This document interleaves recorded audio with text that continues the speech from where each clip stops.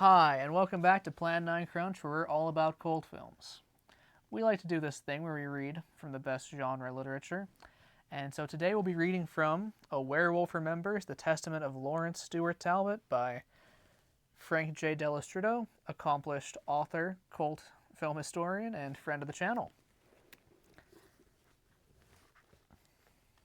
This novel summarizes and adds to Lawrence Talbot, the Universal Wolfman, his journey across those films, blending in other characters that you may recognize from other cult films.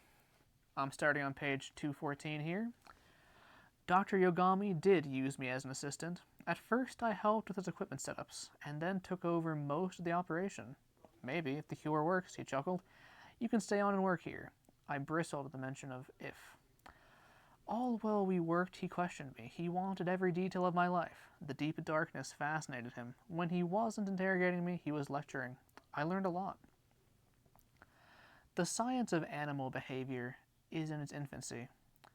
My colleagues watch their pet dogs, then write papers on dog behavior. They fail to appreciate the individuality of the animals. Not all dogs are alike, not even those of the same type. That's a quality that cannot be overlooked in werewolves. No two werewolves are alike.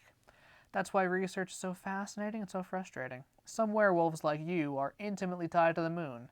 Some, like your friend Andreas, are tied to a demon, or some sort of curse that we know little about.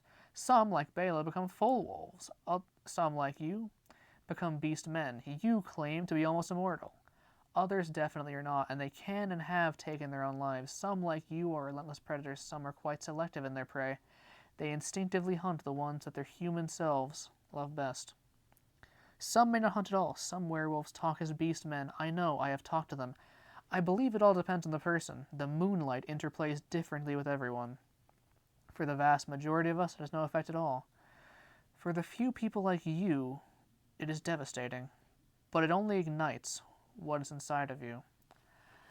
There is definitely a psychological component. You say that sometimes the moon is quite high in the sky before you change. You attribute that to the strength of the moonlight. Maybe, but perhaps your mind is distracted. You are preoccupied, so that only as the moonlight strengthens does it affect you. Wouldn't it be wonderful if we could devise some recitations to occupy your mind that would hold your inner beast at bay? Perhaps that is the origin of prayer. Why do men become wolves? The bond between man and wolf is unique in the animal world. All dogs are descended from the first wolves that bonded with man. It began many thousands of years ago. But today's humans are not linked to today's wolves, but to the animals that wolves were in the dark beginnings of the two species.